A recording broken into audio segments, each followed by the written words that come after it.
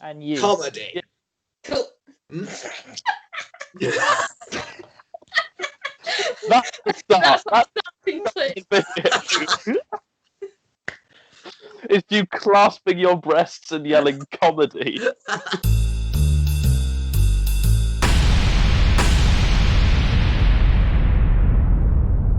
This episode is rated PG. Please, God, no.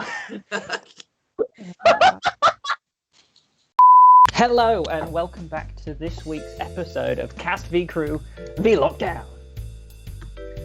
We just had to wait a comfortably long period of time before anyone started talking, so it was easy to edit. Anyway, welcome to this week's episode. This week's audience suggestion from an old show that never happened is The Emperor's Clothes. That should say new clothes, but whoever wrote that was wrong. Anyway, this week, Matt is starting us off, so when he's ready, 3, 2, 1, go. Once upon a time, in a land very far away, there ruled an emperor, and the emperor was kind and fair and generous, but he did have one flaw. This emperor cared far too much about... chairs.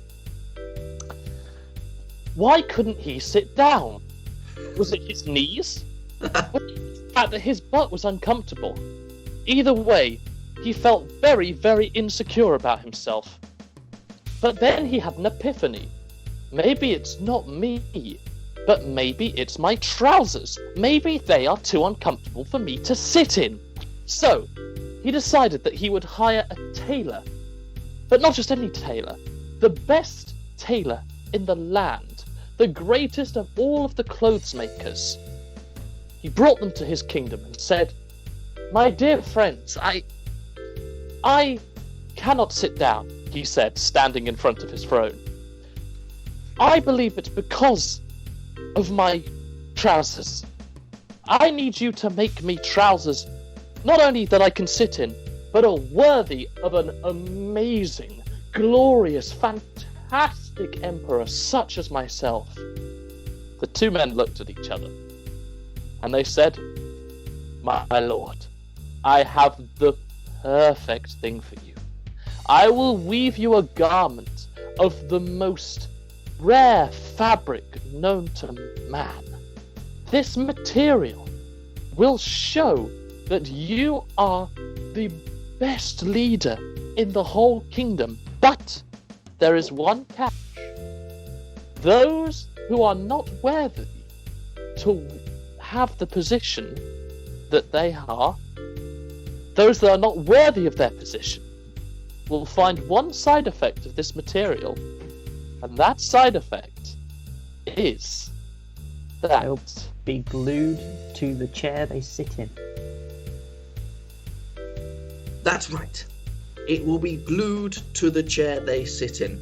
So you, my emperor, may wear these trousers, and you're of course worthy of your station, but if anyone else wears these trousers, they may become glued to the chair they sit in. Now the emperor thought this was a bit of a problem, because you see, this the fact that he couldn't sit down, it was hereditary, as he believed. So no member of his family was capable of sitting down, and they all blamed their trousers. So he had planned to give every member of his family a fresh, fly, maybe even flared pair of new trousers. But given that this potential side effect might occur, he thought, well, you know, nepotism being what it is, I did give some of my family members stations they probably didn't deserve, so they might be glued to their chairs. The emperor thought, I'll risk it. I'll give it a go. Let's find out. And so these two tailors went away. And they wove and they wove and they wove and they wove. And they, of course, knew the secret. There was no risk with these trousers. In fact, the materials they were using were really quite pedestrian, quite normal. In fact, the materials they were using were very commonplace. They were Sheets of laminated paper. bits of laminated paper. Simple, basic, but still very comfortable and lightweight. Available at all retailers. They brought the trousers to the king and said, "Here, these may appear to be made of simple laminated paper, but I can assure you that is where the similarities between these materials end. And here also is the batch that you wanted made for your family. And the Emperor put on his trousers. And he was amazed. He bent his knees a little bit. It was the first time he'd ever bent his knees in his entire life. He smiled to himself. He began to laugh with glee. And he sat in his throne. And then something incredible happened. The psychological implications of what the tailors had said began to set into the brain. And if a brain wants to convince a body that it has a condition, a brain can do that, just like that. So the Emperor found that he could not stand up. He always had self-confidence issues, ever since the people of his kingdom told him he wasn't good at his job. So, stuck in his chair, he began to play it cool. He said, "Ladies and gentlemen of the court, come on in, see my trousers." And they all came in and they said, "Whoa, those trousers are amazing, sir." And he said, "I want to show these to my people.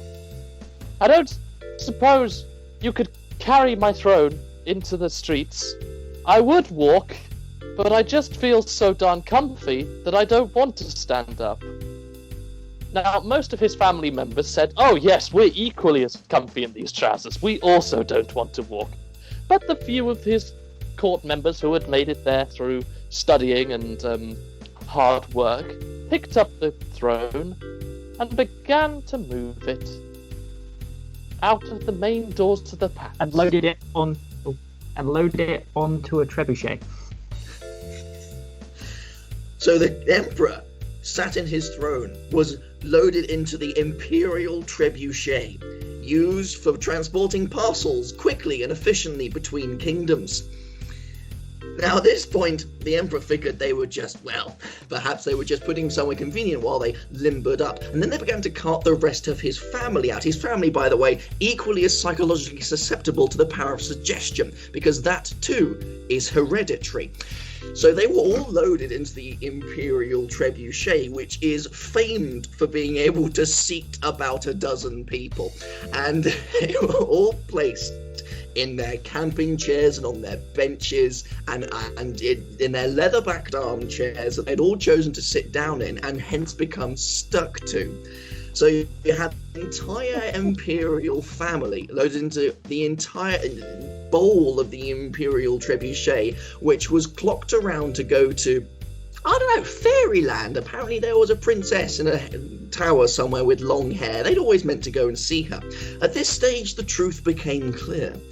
The conmen were not, in fact, tailors or stationers, as you may have suspected. They were leading a coup. They turned to the Emperor and said, "Your time is up, sir. It's time someone new reigned," and they parted some curtains which had been ceremoniously hung there for dramatic effect, and behind them stood a figure who looked ready to take the throne, the figure of... The abominable snowman. "Hello, this is my kingdom now," said the abominable snowman, smile on his little buttony mouth. The lever was... and the Emperor's family went flying into the next kingdom. And the abominable snowman said, "Now I can finally put in all of my various policies, such as free healthcare for everyone." The abominable snow cones. And what? Free snow cones. Free snow cones. One of many perfectly reasonable and very effective policies initiated by the abominable snowman and his family. And all that's left to be said is, if you go visit this kingdom now, you will find an entire family of abominable snowmen ruling in peace and harmony.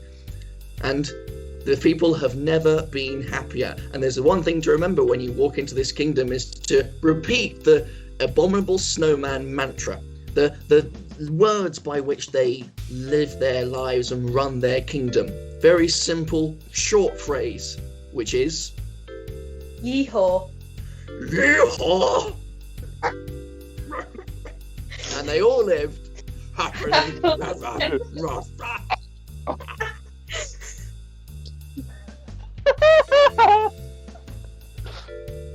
Yes, very good. Martin's frozen up for me. Yes, while Martin is frozen, thank you very much everyone for watching. Hopefully you can tune in and hopefully you've enjoyed this story, and we'll see you next time. Stay safe, stay far away from anyone you could infect or be infected by, and have a lovely evening. Bye-bye.